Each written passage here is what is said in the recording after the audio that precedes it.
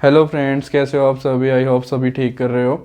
तो मैं आज अपनी वीडियो का पार्ट 2 शुरू करने जा रहा हूँ और आज मैं इसमें ऑपरेशन ऑन मैट्रिसेस डिस्कस करूँगा। सबसे पहले एडिशन, फिर सब्ट्रैक्शन, फिर multiplication, then equality of matrices, then transpose. चलो शुरू करते हैं वीडियो को।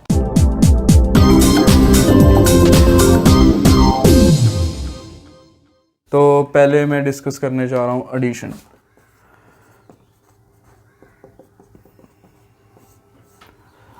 तो जैसे हम दो नंबर्स को ऐड करते हैं वैसे हम दो मैट्रिसेस को भी ऐड कर सकते हैं, पर इसकी एक कंडीशन होती है और वो कंडीशन हमेशा सेटिस्फाई होनी चाहिए। वो होती है कि बोथ द मैट्रिसेस जिन्हें आप ऐड कर रहे हो, या दो हों या दो से ज़्यादा हों, both the matrices must have same order. उनका सेम ऑर्डर होना चाहिए, ठीक है। अगर ऑर्डर सेम होगा तभी एडिशन पॉसिबल होगी, और ऑर्डर सेम नहीं है तो एडिशन पॉसिबल नहीं होगी। फॉर एग्जांपल के लिए, अगर आपके पास एक मैट्रिक्स है 1 2 3 4, फिर एक और मैट्रिक्स है 3 4 5 6, ठीक है। आपसे पूछ रहे हो कि a + b सॉल्व करके बताइए। तो सबसे पहले आपने ये चेक करना है कि जो मैट्रिसेस दी हुई हैं उनका ऑर्डर जो है वो सेटिस्फाई सेम है या नहीं, कंडीशन सेटिस्फाई हो रही है या नहीं। ये 2/2 की, ये भी 2/2 की है, तो दैट मीन्स दोनों का ऑर्डर सेम है, तो हम इनको ऐड कर सकते हैं। बाकी का काम बहुत इजी होता है। आपने मैट्रिसेस को ऐसे लिख देना है जब आपने ऐड करना है। उसके बाद एक चीज़ का ध्यान रखना है कि कॉरस्पॉन्डिंग एलिमेंट से ही कॉरस्पॉन्डिंग एलिमेंट ऐड होगा। जैसे 1 से ही 3 ऐड होगा, 2 से 4 ऐड होगा, 3 से 5 ऐड होगा, 4 से 6, मतलब फर्स्ट एलिमेंट फर्स्ट से, सेकंड एलिमेंट सेकंड से, ठीक है। तो हम इसको कर देंगे ऐड,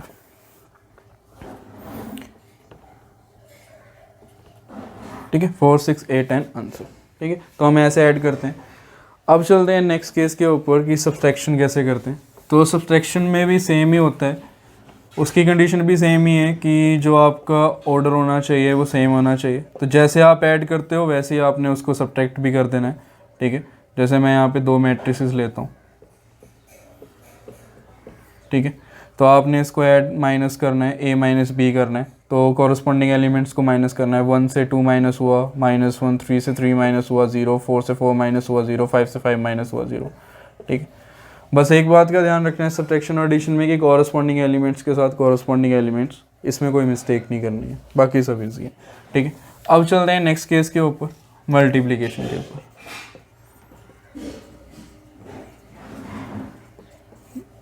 अब मल्टीप्लिकेशन के ऊपर सिर्फ मल्टीप्लाई पे क्वेश्चन नहीं आते हैं, इसमें एक कंसेप्ट है जिसके ऊपर 1 मार्क क्वेश्चंस बनते हैं। वो कंसेप्ट क्या है, वो इसकी कंडीशन है। कंडीशन क्या बोलता है कि दो मैट्रिसेस को आप मल्टीप्लाई तभी कर सकते हो if number of columns of first matrix is equal to the number of rows of second matrix. अगर ये कंडीशन सेटिस्फाई होती है तभी आप मल्टीप्लिकेशन कर सकते हो। एग्जाम्पल के साथ मैं क्लियर कर देता हूँ। अगर कोई मैट्रिक्स है आपके पास, फॉर एग्जांपल 1 2 3 4, ठीक है। एक और मैट्रिक्स है आपके पास, एक और मैट्रिक्स है आपके पास जिस जो कि दे रखी है हमें 2 1, ठीक है। 2 1 3 4। आपने सबसे पहले ये कंडीशन चेक करनी है, तो पहले ऑर्डर लिख लो दोनों मैट्रिक्स का। तो अगर आप a इंटू बी कैलकुलेट कर रहे हो, ठीक है, तो आपने क्या करना है, फर्स्ट मैट्रिक्स क्या है, a है, तो a का कॉलम मतलब सेकंड वन, b का रो मतलब फर्स्ट वन। ये दोनों सेम होने चाहिए। जैसे इस केस में ये दोनों सेम आ रहा है तो इसका मतलब मल्टीप्लिकेशन पॉसिबल है। तो हम इसकी मल्टीप्लिकेशन करेंगे, तो आप इन दोनों को एडजेसेंटली लिख दो। तो मल्टीप्लिकेशन कैसे करनी है, इसकी फर्स्ट रो उठाओ, ठीक है, इसकी फर्स्ट रो उठाओ और इसके सारे कॉलम्स के साथ मल्टीप्लाई करो। कैसे, फर्स्ट रो को फर्स्ट कॉलम के साथ मल्टीप्लाई करना है, रो कॉलम ऐसे, ठीक है। फर्स्ट रो को फर्स्ट कॉलम के साथ करना है तो फर्स्ट एलिमेंट को फर्स्ट एलिमेंट के साथ, बीच में आएगा ऐड, सेकेंड एलिमेंट को सेकेंड एलिमेंट के साथ, ठीक है। ये हो गया हमारा फर्स्ट एलिमेंट। इसी रो को कंप्लीट करना है जब तक इसके कॉलम नहीं कंप्लीट हो जाते। तो इसकी रो इसका कॉलम नेक्स्ट उठाना है, ठीक है। तो ये हमारी फर्स्ट रो कंप्लीट हो गई। नेक्स्ट रो उठाओ, इसका फर्स्ट कॉलम, सेम प्रोसीजर, फिर दूसरे कॉलम के साथ भी।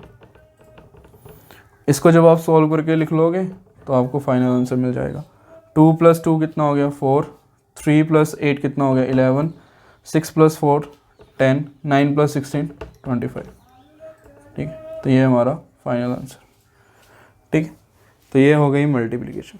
ऐसे ही जब आप b को a से मल्टीप्लाई करोगे ना, तो उसमें पहले b का कॉलम देखोगे कि b का कॉलम जो है वो क्या एक ही रो के इक्वल है, जैसे इसमें तो आ रहा है इक्वल। ठीक है, तो मल्टीप्लिकेशन पॉसिबल है।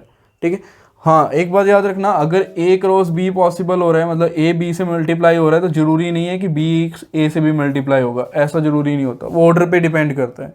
ठीक है, फॉर एग्जांपल के लिए जैसे अगर मैं ये बोलूँ कि अगर आपके पास कोई मैट्रिसेस है लाइक दिस वन,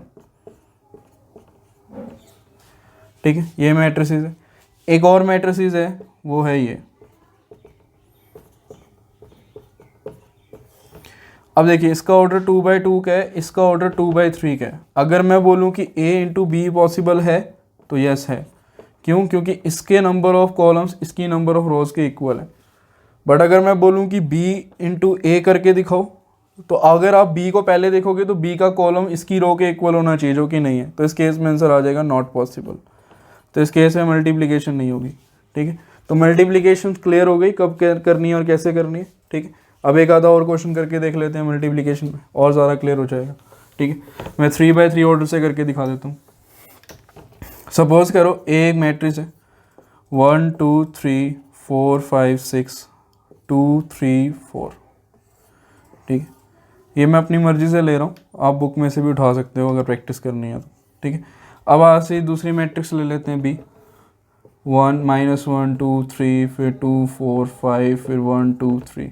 ठीक है, तो अब देखो सेटिस्फाई हो रही होगी कंडीशन, क्योंकि 3/3 की है, दोनों का ऑर्डर सेम है, तो हमेशा ही सेटिस्फाई रहती है क्योंकि इसका कॉलम इसकी रो के इक्वल आ रहा है। ठीक, अब यहाँ पे हमने इसको सॉल्व करना है। कैसे करना है? वही, इसका रो उठाओ, उसके सारे कॉलम्स के साथ मल्टीप्लाई करो। फर्स्ट रो फर्स्ट कॉलम तो फर्स्ट एलिमेंट आएगा। ठीक है, फर्स्ट रो का फर्स्ट एलिमेंट के साथ करो 1 मल्टीप्लाई -1, 2 को 2 के साथ करो, 3 को 1 के साथ। ये हो गया first row first column complete. First row second column. ठीक है, तो 1 × 2 प्लस 2 × 4 प्लस 3 × 2। ठीक है, similarly first row third column. ठीक है, 1 × 3 प्लस 2 × 5। ठीक है, प्लस 3 × 3। ठीक है, ऐसे करके आपने सारे एलिमेंट्स लिख लेने हैं। सेकेंड रो के साथ करना है 4 -1 प्लस 5 -2 प्लस 6 -1 फिर 4 × 2 प्लस 5 -4 प्लस 6 -2। ठीक है, 4 × 3 plus 5 -5 plus 6 × 3। Same case third row के साथ। ठीक है, ऐसे ही आपने ये सब कंप्लीट कर लेना है।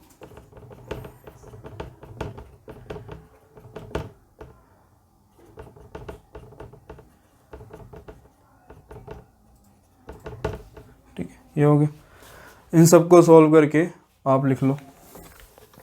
ठीक है, आंसर आ जाएगा। अब एक बात जो नोटिस करने वाली है वो ये होती है कि जब दो मैट्रिसेस को नया मल्टीप्लाई करते हो, कंप्लीट कर लेते हो, जैसे मैं यहाँ पे इसको कंप्लीट कर लेता हूँ, -1 + 4 3 + 3 कितना हो गया 0। ये हो जाएगा 2 + 8 कितना हो गया 10 + 6 16। ये हो जाएगा 3 + 10 13 + 9 कितना हो गया 22। -4 + 10 कितना हो गया 6 + 6 0। ठीक है, 4 8 + 20 28 + 12 40। ठीक है, 12 + 25 37 + 18, ये हो जाएगा आपके पास 45। ठीक है, -2 + 5 3 + 4 7। ठीक है, 4 + 12 16 + 8 24। 6 + 15 + 12 कितना हो गया 27।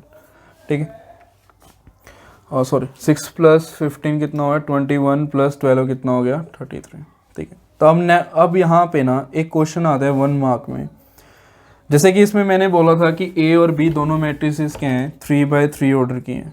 ए भी 3/3 ऑर्डर का है, बी भी 3/3 ऑर्डर की है। मल्टीप्लिकेशन में ये कंडीशन चेक करते हैं। अब वो पूछता है कभी कभी डायरेक्ट आपसे बिना कैलकुलेशन करे पूछेगा कि जो नई मैट्रिक्स बनी है उसका ऑर्डर क्या है। तो याद रखना, जो नई मैट्रिक्स बनती है उसमें फर्स्ट मैट्रिक्स की रो दूसरी मैट्रिक्स की कॉलम आ जाती है, मतलब बीच वालों को छोड़ के जो बाकी दो होते हैं वो ऑर्डर होता है। जैसे इसमें आ रहा है 3/3, तो ये 3 और ये 3 आ जाएगा, ठीक है। अब इसी में ना एक नंबर का क्वेश्चन आता है, ठीक है, वो कैसे आता है मैं बताता हूँ। उसमें आपको कैलकुलेशन नहीं करनी है, उसमें सिर्फ आपसे वो जानबूझ के देगा ऐसे करके, जैसे बोलेगा कि ए जो है वो ऐसे मैट्रिक्स दे रखी है, ठीक है, तो ये मैट्रिक्स आपको दे रखी है और बोला है कि जो न्यू मैट्रिक्स है वो ये है, ठीक है। तो बोलेगा कि पॉसिबल ऑर्डर बताओ या ऑर्डर ही बताओ ए का, ये 1 मार्क में क्वेश्चन पूछ सकता है वो। तो इसमें मल्टीप्लिकेशन का रूल याद रखना है। देखिए ये 2/2 की मैट्रिक्स है, ये भी 2/2 की है। अब अगर ए को इसके साथ मल्टीप्लाई होना है तो ए का जो कॉलम होना चाहिए वो इसकी रो के इक्वल होना चाहिए। डैट मीन्स ए का जो कॉलम है वो 2 ही होगा, ठीक है। अब रो क्या होती है, मैंने पहले ही बताया था, जब दो मैट्रिक्स को मल्टीप्लाई करते हैं तो जो नया ऑर्डर आता है उसमें पहला नंबर पहली मैट्रिक्स का रो होता है। तो ये पहला नंबर है तो ये पहली मैट्रिक्स का रो हो जाएगा, ठीक है। मैं दोबारा रिपीट कर देता हूँ इसको। अगर यहाँ पे ये दोनों मैट्रिक्स मल्टीप्लाई हो रही हैं तो इसका जो रो है वो इसकी कॉलम के इक्वल होना चाहिए। डैट मीन्स इसकी रो 2 है तो ए का भी क्या आ जाएगा, 2 आ जाएगा कॉलम। अब जो नई मैट्रिक्स बनती है मल्टीप्लाई होके, उसमें एक ऑर्डर कौन सा आता है, जो इसका रो होता है और इसका कॉलम। तो ये फर्स्ट वाला क्या है, ए की रो होंगी, तो ये हो जाएगा 2, ठीक है। तो ऐसे हम ए का बता सकते हैं, ठीक है। तो ऐसे ही आपसे एक नंबर में क्वेश्चन पूछता है और मल्टीप्लिकेशन में क्वेश्चन आते हैं। अब चलते हैं कि चलो मैट्रिक्स से मैट्रिक्स को मल्टीप्लाई करना तो हो गया। अब मैट्रिक्स से किसी कांस्टेंट को मल्टीप्लाई कैसे किया जाए। जैसे अगर ए दे रखा है, सपोज करो -2, 4, 8 और 6 दे रखे हैं, ठीक है। अब मुझे 2a निकालना है। तो कांस्टेंट को कभी भी मैट्रिक्स से मल्टीप्लाई करने का मतलब होता है उसके सारे एलिमेंट्स को उस नंबर से मल्टीप्लाई करना। जैसे 2 को -2 से करा -4, 4 को 2 से करा 8, 8 को 2 से करा 16, 16 2 से करा 12, तो हमें 2a मिल जाएगा, ठीक है। तो ऐसे हम कांस्टेंट से मल्टीप्लाई करते हैं और दो मैट्रिसेस को मल्टीप्लाई करते हैं, ठीक है। अब चलते हैं नेक्स्ट केस के ऊपर। तो मल्टीप्लिकेशन में ये था कि कैसे ऐड करते हैं, क्या कंडीशन होती है, ठीक है। अब नेक्स्ट चलते हैं एक ऑपरेशन के ऊपर, थर्ड है इक्वालिटी चेक करना, ठीक है। इक्वालिटी ऑफ मैट्रिसेस, दो मैट्रिसेस इक्वल कब होती हैं, ठीक है। इसकी दो कंडीशंस हैं, दोनों ही सेटिस्फाई होनी चाहिए। पहली क्या है कि order should be same, order same होना चाहिए, दोनों का ऑर्डर क्या होना चाहिए, सेम होना चाहिए। सेकंड केस, कॉरस्पॉन्डिंग एलिमेंट्स भी सेम होने चाहिए, corresponding elements must be same, ठीक है, ये होना चाहिए। अब यहाँ पे एग्जाम्पल के साथ बताता हूँ कि ये क्या कहना चाहता है। जैसे सपोज करो आपके पास एक मैट्रिक्स है जिसके एलिमेंट्स हैं 2, 4, -3 और 2, 3, ठीक है। ऐसी बी है आपके पास, वो है 2, 4, -3 और 3। देखिए इसमें ऑर्डर सेम है तो ये दोनों मैट्रिसेस भी क्या है, इक्वल है। पर दूसरी कंडीशन क्या है, कॉरस्पॉन्डिंग एलिमेंट्स भी सेम है, 4, 4, 3, -3 और 3, ठीक है। समझ में आ गया। तो दो मैट्रिसेस इक्वल कब होती हैं, जब उनका ऑर्डर भी सेम हो और कॉरस्पॉन्डिंग एलिमेंट्स भी सेम हो, ठीक है। नेक्स्ट केस चलते हैं। नेक्स्ट केस के ऊपर आता है कि कभी कभी ना इसमें भी क्वेश्चन वो पूछता है कि कैसे पूछ सकता है वो। जैसे अगर सपोज करो आपके पास एक मैट्रिक्स दे दी कि xy + 2x - y = 3 इक्वल है 4, 3, 2, 4 के, ठीक है। ऐसे कुछ दे दिया आपको और बोलेगा कि फाइंड करो, फाइंड x एंड y। तो बहुत सिंपल है, उसने देखिए यहाँ पे बता दिया कि ये दोनों मैट्रिसेस इक्वल हैं। अब ऑर्डर तो सेम है, ठीक है। ऑर्डर से हमें इसमें कुछ करना नहीं है, वैसे फिर भी देखना चाहे तो देख सकते हैं कि ऑर्डर सेम है इसलिए इक्वल है, ठीक है। अब दूसरी कंडीशन क्या होनी चाहिए, अगर ये दोनों इक्वल हैं तो इनके कॉरस्पॉन्डिंग एलिमेंट्स इक्वल होने चाहिए। मतलब x + y = 4 होना चाहिए, x - y = 2 होना चाहिए, राइट, ठीक है। अब आपको पता है, आपने छोटी क्लास में पढ़ा भी होगा कि इनको सोल्व कैसे किया जाता है। आप जिस मर्जी मेथड से यूज़ करो, सब्स्टिट्यूशन, एलिमिनेशन, जो आप यूज़ करना चाहें। मैं एलिमिनेशन यूज़ करता हूँ क्योंकि वो फास्ट एंड ईजी है, ठीक है। इसमें साइन डिफरेंट थे, दोनों कट गए तो ये हो जाएगा 2x = x। तो x की वैल्यू क्या हो गई, 3। x की वैल्यू किसी भी इक्वेशन में पुट करो, y की निकाल लो, ठीक है। तो y की वैल्यू कितनी आ जाएगी, 1। तो x और y की वैल्यू आ गई, ठीक है। तो ऐसे सॉल्व करना। तो इक्वालिटी पे एक नंबर पे क्वेश्चन आएगा, आजकल वैसे भी एक नंबर क्वेश्चन ट्रेंडिंग में चल रहे हैं, तो आप ऐसे ऐसे क्वेश्चंस के आंसर इजीली दे सकते हैं, ठीक है। बस कंसेप्ट्स को स्ट्रॉन्ग रखो, कोई भी क्वेश्चन सॉल्व हो जाएगा, ठीक। अब चलते हैं नेक्स्ट केस के ऊपर। नेक्स्ट आता है बहुत इंपॉर्टेंट है transpose, transpose of the matrix.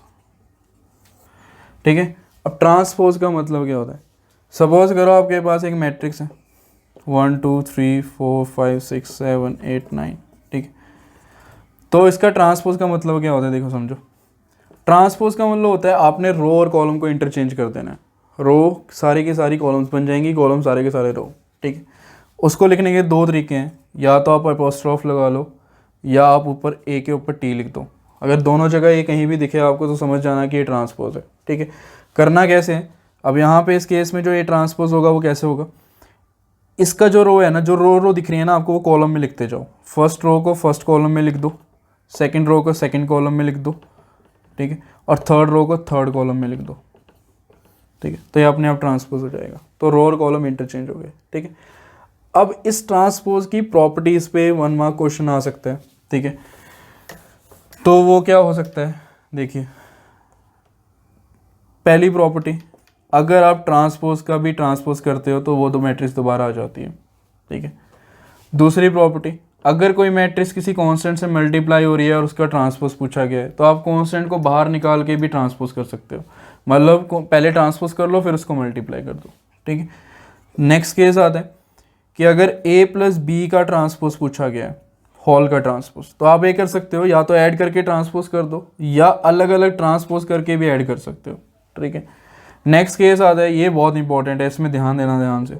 A B का अगर ट्रांसपोज, अगर मतलब दो मैट्रिसेस मल्टीप्लाई हो रही है और उनका ट्रांसपोज पूछा है आपसे, ठीक है, तो इसमें ना उल्टा हो जाता है, बी का ट्रांसपोज पहले आता है, ए का बाद में आता है, ठीक है। इन चीज़ का ध्यान रखना है। ये इसलिए यहाँ पे गड़बड़ हो जाती है कई बार बच्चों से कि वो डायरेक्ट ही कर देते हैं ए ट्रांसपोज बी ट्रांसपोज, पर इसमें उल्टा रखना है, बी ट्रांसपोज पहले आएगा, ए बाद में आएगा, ठीक। तो ये चार प्रॉपर्टीज़ बहुत इंपॉर्टेंट है जो ट्रांसपोज में आपसे ट्रू फॉल्स में पूछ सकता है, वो फिल इन द ब्लैंक्स में ही पूछ सकता है, ठीक है। तो इनको याद रखना। अब चलते हैं नेक्स्ट केस के ऊपर कि कुछ क्वेश्चंस देखते हैं कि कैसे क्वेश्चंस आ सकते हैं।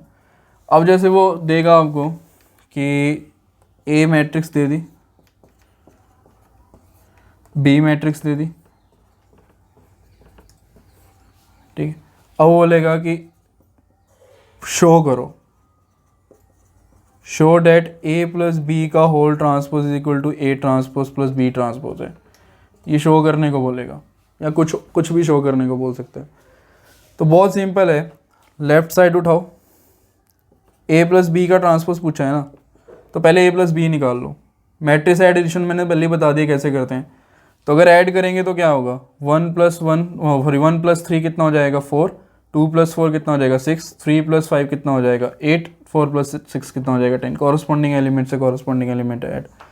इसका करना है ट्रांसपोज, मतलब इसकी रो पहली कॉलम बन जाएगी, दूसरी रो दूसरा कॉलम बन जाएगी। ये आ गया आंसर। अब उठाओ राइट हैंड साइड। तो राइट हैंड साइड पे पहले ए का ट्रांसपोज निकाल लो। तो ए का ट्रांसपोज क्या आ गया, इसका रो कॉलम बना दो, फिर इसका सेकंड रो सेकंड कॉलम बन जाएगा। ऐसे ही बी का ट्रांसपोज कैसे करेंगे, इसकी रो कॉलम बना दो, सेकंड रो को भी सेकंड कॉलम बना दो, और इन दोनों को सेपरेटली ऐड कर दो। तो ऐड करके देखिए क्या बन रहा है, 1 + 3 4, 3 + 5 8, 2 + 4 6 और 4 + 6 कितना बन रहा है 10, ठीक है। तो ये आपका जो लेफ़्ट साइड पे आ रहा था वही राइट साइड पे आ रहा है, तो ये क्या हो गया, शो हो गया, ठीक है। तो ट्रांसपोज पे ऐसे क्वेश्चंस आते हैं, ठीक है। तो जो आपके एक्सरसाइज 3.2 है ना, उसमें आपसे मल्टीप्लिकेशन, एडिशन, सब्ट्रैक्शन और ट्रांसपोज से क्वेश्चंस होंगे, वो आप इजीली कर सकते हो। अगर कंसेप्ट नहीं समझ में आ रहा तो इस वीडियो को दोबारा देख लीजिएगा, आ जाएगा। अगर फिर भी नहीं आता है तो आप मुझे कमेंट कर देना, मैं आपकी क्वेरी सॉल्व कर दूंगा जितना जल्दी पॉसिबल होगा उतना जल्दी।